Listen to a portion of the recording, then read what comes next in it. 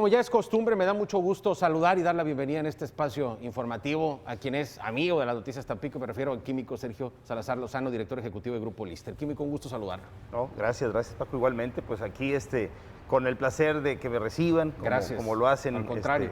Con frecuencia. Con el gusto de platicar el día de hoy con usted, Químico. Y bueno, siendo honesto, estamos hace un momento poniéndonos de acuerdo en torno al tema del cual nos va a hablar el día de hoy. Y vaya datos que me proporcionó Químico, claro. Manifiesto el desconocimiento sobre el tema, pero vamos a hablar, para entrar ya de lleno, de la tuberculosis. Así es, para platicar de la tuberculosis. Mira, Paco, la verdad es que la tuberculosis, previo, digamos, al COVID, era la enfermedad infecciosa que más muertes generaba en el mundo. Te puedo decir que en el año 2019, y te voy a dar datos del 2019 porque son los últimos datos que la Organización Mundial de la Salud reporta, ¿verdad?, hasta ahorita. En el 2019 hubo 10 millones de infecciones, ¿verdad?, nuevas por tuberculosis, por Mycobacterium tuberculosis, ¿verdad? Y murieron 1.4 millones de personas, ¿verdad?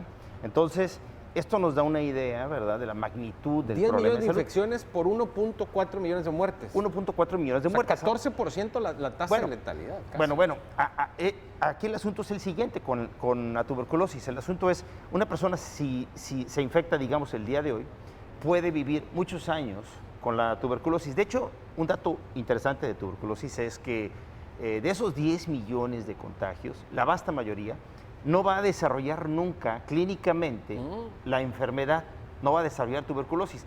Más o menos, solo del 5 al 10% de las personas que se infectan de Mycobacterium tuberculosis desarrollan clínicamente las manifestaciones. Pero la va a aportar. La van a aportar, la van a traer. La pueden portar, efectivamente, ¿verdad? Algunos van a rechazar la micobacteria eventualmente y otros la podrán tener ahí, ¿verdad? Entonces, por mucho tiempo. Aquí entran en juego distintos factores. Por ejemplo, sabemos que el estado de nutrición es importante, o sea, la malnutrición te vuelve susceptible a la infección y a desarrollar, por supuesto, también la enfermedad. Tener VIH o alguna inmunosupresión de algún tipo, ¿verdad?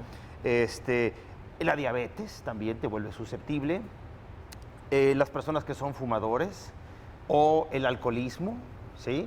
Es decir, hay una serie de factores que también influyen. Ahora, no se habla mucho de esto, pero en definitiva existen factores genéticos también que te dan susceptibilidad o no a infectarte y a padecer de tuberculosis, ¿verdad? Ahora bien, Químico, en la tuberculosis, ¿hay distintos tipos de tuberculosis?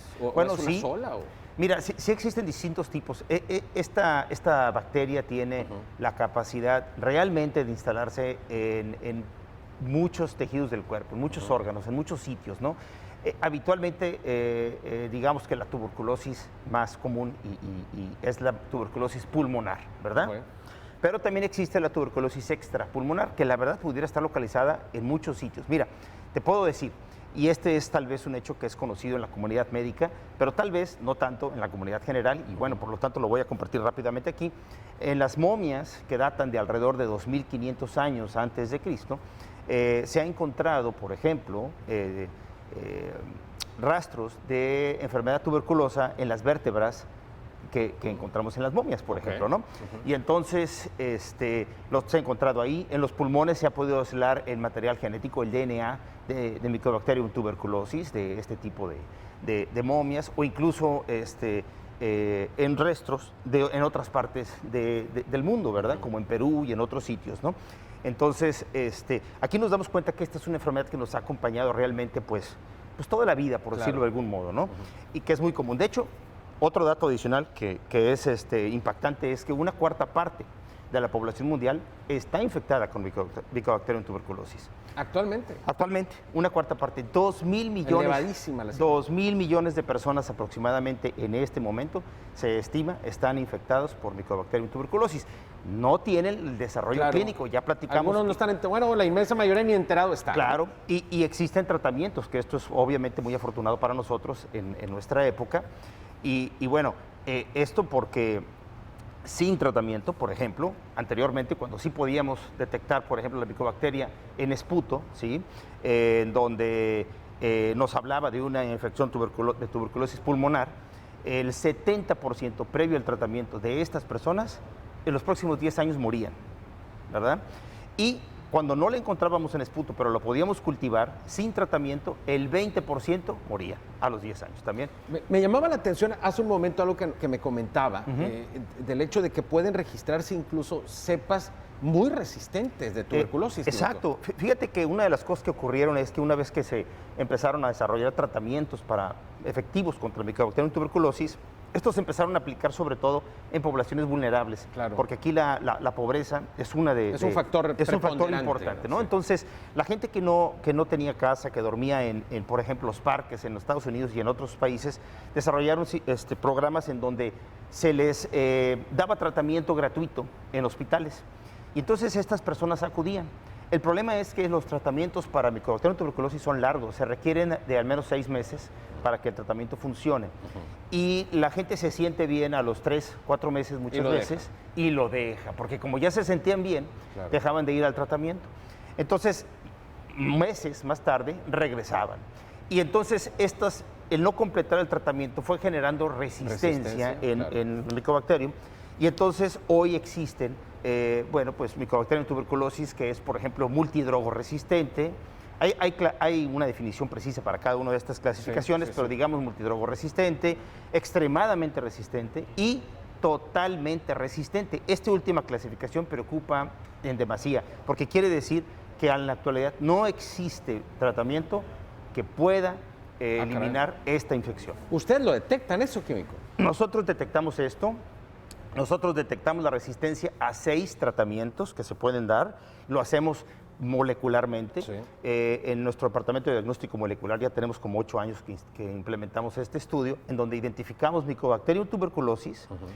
¿Y el tipo de cepa? Sí, mira, lo que hacemos es lo siguiente. Detectamos Mycobacterium tuberculosis específicamente. No es la única micobacteria que puede generar infecciones en seres humanos. Entonces, lo que hacemos es también detectamos si se trata de una micobacteria no tuberculosa. No te podemos decir cuál, porque existen muchas, pero al menos el médico tiene el dato que sí hay una infección por micobacteria, pero no es tuberculosis, y entonces podremos hacer otros estudios posteriores. Y finalmente, el último dato que damos es la resistencia a estos 6 tratamientos que son valiosísimo para el médico eso. Así es, muy importante, porque en ocasiones se pierden meses probando tratamientos sin tener el dato. Claro. Así es, y clínicamente el médico tiene que ir un poco viendo si está mejorando o no, y entonces cambiarle, ¿verdad? Sí. Exactamente. Químico, se nos ha agotado el tiempo. La verdad es que muy interesante el tema, y sobre todo porque lo olvidamos con el COVID-19. ¿no? Así es, sobre todo por ese motivo. Y una de las cosas que preocupan un poco es que también muchos recursos que anteriormente se podían destinar a esto se han ido desviando de alguna forma u otra, y esto hablo global en todo el mundo, ¿verdad? Por el COVID, y esto es entendible hasta cierto punto, pero el descuido que se está teniendo con este tipo de problemas puede preocuparnos. Las repercusiones las vamos a ver seguro pronto, ¿verdad? Químico Sergio Salazar Lozano, director ejecutivo del Grupo Lister. Gracias, Químico, por habernos acompañado. Al contrario. Nos vemos en próximas fechas. Vamos a continuación a hacer una pausa, será breve. Regresamos con más en las noticias.